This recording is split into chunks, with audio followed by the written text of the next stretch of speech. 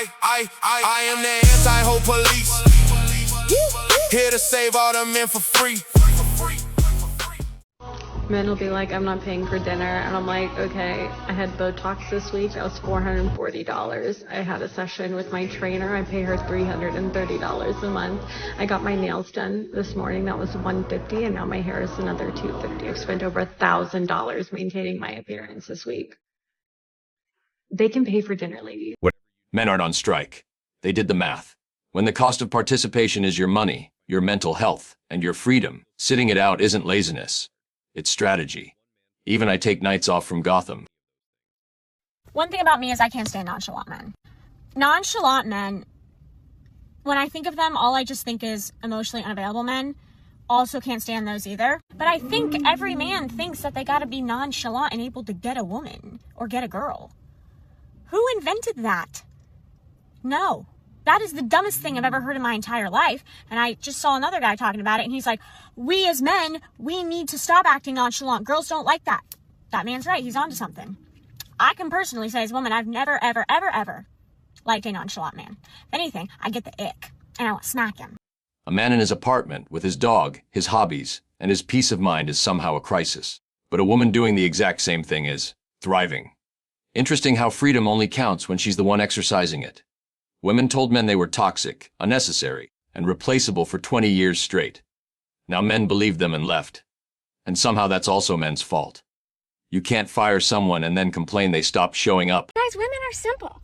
Just feed us, fuck us, and flex. And also make sure that you're emotionally available, so when I express my emotions, you don't get dismissive and you're not afraid of them, and have your standards and have boundaries and make more money than me, and make sure that I never have to pull out my credit card or wonder what the plan is or open a door. And then also allow us to have so much fun together so that I can be fully playful and in my feminine. And when I look deep into your eyes and see you for who you are, don't get afraid and pull away and get dismissive, but instead meet me where I am and like fully want to commit to me for the rest of your life.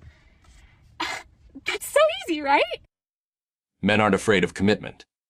They're afraid of committing to someone who sees them as a renovation project. No man wants to sign a lease on a building where the landlord hates the foundation. When I see a black man in a relationship and he constantly promotes himself cooking for his girl, and his girl's constantly posting, I love when my man cooks for me. Oh my God, jerk chicken, rice and peas tonight. I know he's broke as fuck. Like, I know he's broke as fuck. Let it be an Asian man or a white man, I know that he probably just has a passion for cooking. But if it's a black man, he's broke.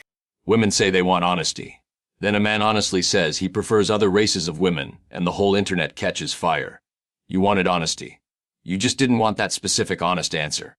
He sees the terrible females in the black community. The gym is the most confusing social place. You'll make eye contact with somebody 10 times, even have the same routine and go at the same hours, yet you won't talk to each other.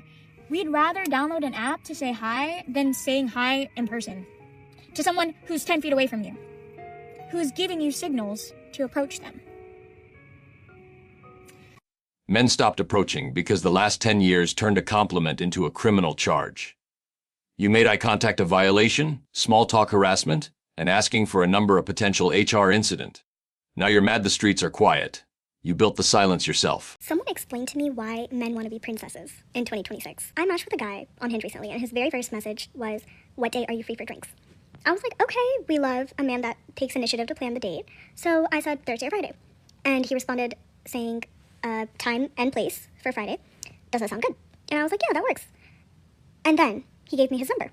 I immediately didn't love that because you're the man. You text me. Why are you making me text you? But at the same time, I could appreciate that he did take the initiative to plan the date. So I was like, okay, I'll text him, but I was wondering why he wasn't really making any conversation. On Tuesday, I texted him my name, and I said, hi, it's Mona.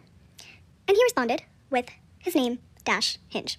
The same women who made "Is Bothering Me" a whole content genre are now posting, nobody talks to me in public anymore.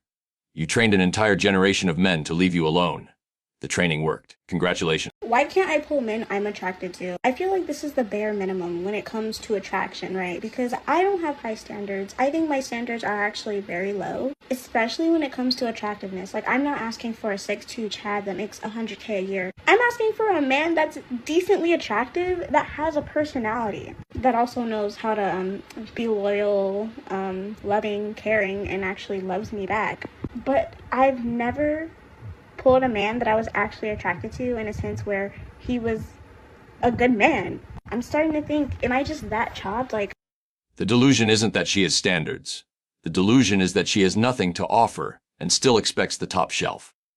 You're bringing a plastic bag to a black tie event and wondering why they won't let you pass the rope. Are all the older men at, okay? I'm talking 40 plus, 50, 60. Like, y'all are my type, and I can never find you. I've asked this question a million times, and I only get a couple responses. So if you are a man, 40 plus, please say hey, because I am looking for you. Every man she rejected at 25 was not good enough. Now at 33, she can't understand why those same men won't look her way. They didn't disappear, they upgraded.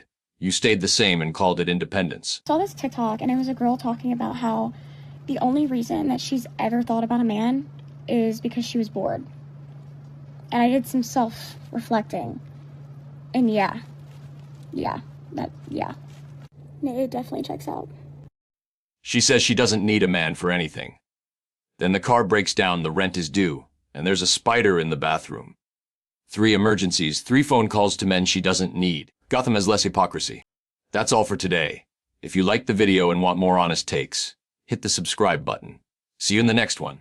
Stay single. I am the anti-hope police. Here to save all the men for free.